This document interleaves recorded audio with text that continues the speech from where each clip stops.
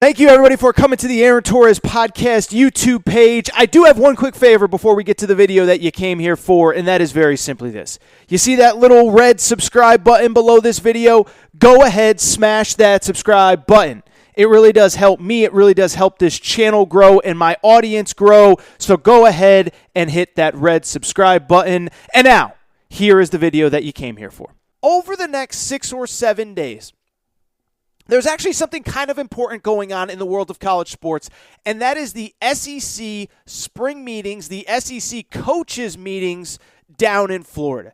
And this happens every year, but it's important this year, and it has certainly been heightened this year for 2 reasons. One, it's been heightened because of this Jimbo Fisher-Nick Saban feud. They are going to be in the same room together next week, and fists may fly. I don't think so. I don't know if Greg Sankey's walking in with bodyguards to separate those two, but that is obviously part of the reason why there is so much intrigue. But it is an important SEC meetings because, again, all 14 conference schools, conference ADs, all 14 college football coaches, Kirby Smart, Nick Saban, Billy Napier, Brian Kelly. Yes, Brian Kelly is an SEC head coach. They will all be in Florida talking about the future of the SEC. And it is important this specific year for one specific reason. This is the first spring meetings since Texas and Oklahoma have joined the SEC. And so not only is the SEC kind of at a crossroads, but it obviously comes at a time where college sports in general is at a crossroads. All of the things that we talk about on this show every episode. There is no president of the NCAA as we speak. We don't know about the future of NIL. We don't know about the future of the transfer portal. We don't know if tampering is ever going to be involved. But most importantly, there is another topic that I have not talked about very much, and that is the future of the college football playoff. If you remember, at this time last year, it was all the talk and all the rage, and we believed that we were on an inevitable collision course to a 12-team college football playoff. Then Greg Sankey and the SEC stole the 2 best teams from the Big 12, Texas and Oklahoma. Then the other conferences pushed back. Now we have no playoff expansion through at least 2025, and so because of that, the SEC is in kind of this weird spot. They have to start planning for the future of Texas and Oklahoma being in the conference. How are we going to put together our schedules without knowing, are we going to a 4-team playoff, a 12-team playoff, something in the middle? We just don't know. And so why do I bring all this up? Why do we care about SEC scheduling, which I'll actually talk about on the back end of the segment? It is because on Monday afternoon, ESPN, Pete Thamel, I don't know Pete Thamel. I think he's as plugged in college football as anybody, dropped a crazy story about what is going to happen at these SEC coaches meetings, all the different things that are going to be discussed. And one thing that is mentioned in the article, I'm not making this up, is the SEC actually breaking off from the other power conferences and holding their own playoff. In other words, saying, Big Ten, you keep Purdue and Iowa. Pac-12, you keep all those schools that we don't really care about because they stink. ACC, we all know that it's Clemson and the 13 Dwarves or whatever right now. The SEC basically saying, we don't need you guys. We are going to have our own playoff, whether it's 4 teams, whether it's 8 teams, because let's be honest, we all know Alabama, Georgia, Florida, all these schools are great programs individually. I think LSU's on the way up. And now we're adding Texas and Oklahoma to the mix. And so I believe, or I don't believe, it was stated in this ESPN article that it's at least possible that the SEC is considering it. And as a matter of fact, here is the direct quote from Greg Sankey, the SEC commissioner, in this article. As we think as a conference, he said, it's vitally important we think about the range of possibilities. We need to engage in blue sky thinking, which is you detach from reality. What are the full range of possibilities? And on the extreme end of that, it is the SEC basically saying, we don't need the Big Ten, ACC, Pac-12, Big 12, Group of 5, whatever. We're just going to have our own playoff. And so when this story came out, a lot of you asked me about this. And what I would tell you is, I don't believe this is going to happen. Now, that's not a bad thing because I think it speaks to something bigger going on in college football. But let me first of all tell you why I don't think that this is going to happen. First of all, we've seen, like first of all, it's really interesting. I was actually having breakfast on Tuesday, with somebody that's pretty high up in the Pac-12, somebody that knows what's going on in the college sports landscape, and we talked about this very issue. And what he said is, look, the SEC is the million-pound monster in college sports. I'm not arguing that.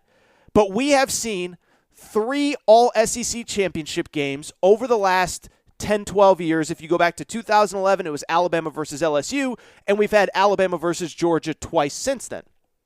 And he said, if you go back to Alabama LSU, the ratings actually plummeted in that particular season because nobody wanted to see the rematch, and that was what led to the 4-team college football playoff. Ratings also were down a little bit this year with Alabama, Georgia. Not that we didn't enjoy the game. And all he said is, look, I'm not saying that the SEC ain't the biggest, baddest dude on the block, but they do need Ohio State and USC. And to be clear, the person I was speaking with had no affiliation with USC, so I'm not saying that it was like I was having lunch with Lincoln Riley and he's telling me that they need us. I'm not saying that at all. But that the SEC just needs these other schools, even if it's an us versus them, prove our superiority. They need Ohio State and Clemson and Miami and USC and Penn State and Michigan, etc. So that's one. 2, the reason I don't believe this is this wasn't some like super low-key sourced report. Greg Sankey talked on the record for this article, which means that Greg Sankey wanted this news out. If we know that Greg Sankey can operate in the shadows as well as anybody. You know, we all got that buddy that gets stuff done and nobody knows how he gets it done, and you need this on this day. I feel like I'm talking about prison. I need 2 packs. I need 2 cartons of cigarettes, and I need them now. Well, that's Greg Sankey in the college sports world, right? So Greg Sankey, you mean to tell me for 6 months he was courting Oklahoma and Texas and kept it 100% quiet, but this leaks out from Pete Thamel? No. Greg Sankey wanted this story out, and so the question becomes, why would Greg Sankey want this out?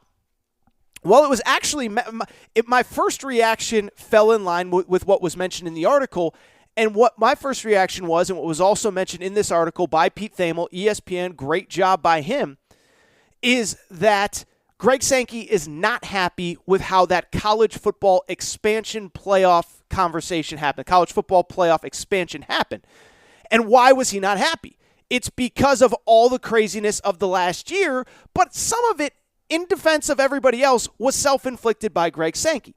And so if you remember to this time last year, the plan was we're working towards the college football playoff expansion. Greg Sankey, the commissioner of the SEC, is involved. Bob Bowlesby, the commissioner of the Big 12, is involved. I believe the Mountain West commissioner, Craig Thompson, and the Notre Dame AD, Jack Swarbrick, were the other 2 guys. And so we're moving along. And then it gets leaked out that Texas and Oklahoma are leaving the Big 12 for the SEC, and the first reaction of everybody was the SEC commissioner and the Big 12 commissioner were working together, all while the SEC commissioner was stabbing them in the back. And so what happened after that is that all of a sudden all the other conferences said, wait a second now, we're going to make this big landscape-changing decision like a college football playoff expansion. We need to be in the room. And so what ended up happening was, if you remember, we had that weird alliance thing that was formed between the Big 12, the Big 10, the Pac-12, and the ACC, and no decision on college football playoff expansion could be found in those meetings. And so we're stuck with 4, as I said, until 2025. And in my opinion, my belief is that essentially, I don't want to say it was sabotaged, but that the other conferences were like, you know what? We were on our way to 12. You just stabbed the Big 12 in the back. We are not going to give you what you want, which is an expanded playoff. And why does Greg Sankey want an expanded playoff? It's because the most teams that are going to be in the playoff are from the SEC. And so again, the reason that I believe that Greg Sankey let this story get out is to just kind of let everybody know who still runs college football. To let everybody know, I'm still the captain. You know that meme, I'm the captain now? Well, Greg Sankey's always been the captain, and he's letting everybody know. And it's funny because I remember talking about this specific topic, maybe not on this show, but I know I talked about it on at least a couple radio interviews, including in Knoxville. The idea of the SEC just basically saying, you don't want to expand the playoff? All right, guess what? We can do our own thing. And so to me, this feels like a power play by Greg Sankey. In other words, his idea being, oh, you guys don't want to expand the playoff? You guys think you have all the control? Well, guess what? I'll just take Georgia and Bama and LSU and Texas and Oklahoma, and we'll do our own thing without you. And so I don't believe this is actually going to happen. I believe this is a subtle message that Greg Sankey is sending through the media. Remember, all the best ones use dopes like me in the media to deliver a message. It's what Nick Saban does. It's what John Calipari does. Dabo isn't very overt about it. He'll just say exactly what's on his mind. But these guys and girls that run college sports from the coaching perspective, Gino Auriemma has been great at this for years, use the media to get across messages, and Greg Sankey is getting across that message. You guys think you're running this thing? No. We're the SEC. We're running this thing, and we'll run our own thing without you. So I don't believe that we're getting an SEC-only playoff by themselves. But what I do believe is that we are very quickly going to see rapid change across college sports here, and specifically college football over the next couple years. We've seen, remember, the NCAA kind of, sort of is involved with the college football playoff, but it's not really. The NCAA runs all the official NCAA tournaments, which is obviously the NCAA basketball tournament, the women's tournament, the college baseball tournament. They don't have much of a say in the college football playoff, which is crazy. But why this is important to me is that I do believe that we are getting to a point in the not-too-distant future where the NCAA, especially now that they don't have a president, especially now that the conference commissioners are basically running the sport, led by Greg Sankey, that college football is just basically going to be run outside of the rest of college sports. And essentially, whatever the new version of college sports is, college football will be run as its own entity. My guess would be all 5 commissioners come together, figure out what is NIL, figure out the transfer portal stuff, figure out this, figure out that, and then the NCAA runs all of the other sports. How it all works, I don't know. But I've heard it from enough people that I believe that this is inevitable, that college football has so outgrown the money that's involved, the TV contracts. I mean, think about the fact that the Big Ten is going to have a new TV contract soon, and the word is it's going to be a $1 billion TV contract. That is NFL money. That is NBA money, and they're not paying to cover women's college basketball and ice hockey and even men's basketball for that matter.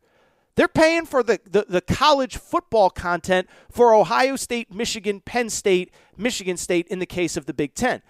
And so to me and to the people that I've spoken with, college football has so outgrown what college sports was and is that it needs to be run as its own thing. And from there, they'll figure out NIL across the board. And from there, maybe they have their own governing body that makes its own set of rules. And from there, maybe, by the way, instead of going by the NCAA rule book with a million little things, they have their own group that governs college football, and then all the other sports are under the college or under the NCAA umbrella, most notably college basketball, and this would be a way to maintain the NCAA tournament as it is. I don't have all the answers on how it's going to work, but why I believe this is going to happen, one, I've heard people say it. One, I've heard people have told me it. But two, go ahead and look at who has already suggested this. Gene Smith, the Ohio State athletic director, who I would argue is one of the 4 or 5 most powerful people in college sports right now, said this exact thing, I don't know, about 3 weeks ago. I'm looking at an article from May 4th where he said, we can create our own rules, create our own governance structure, have our own enforcement, we have our own requirements, whatever that might be. This was the Ohio State athletic director suggesting that this would be a good idea. Do you think that he is suggesting this if these conversations weren't already happening? Do you, he's not putting it out there if it's not already happening? Dabo Swinney has said the same thing. Other college coaches have said the same thing. And so I believe this is going to happen. I don't know if it's the next 3 years, the next 7 years, the next 10 years, whatever.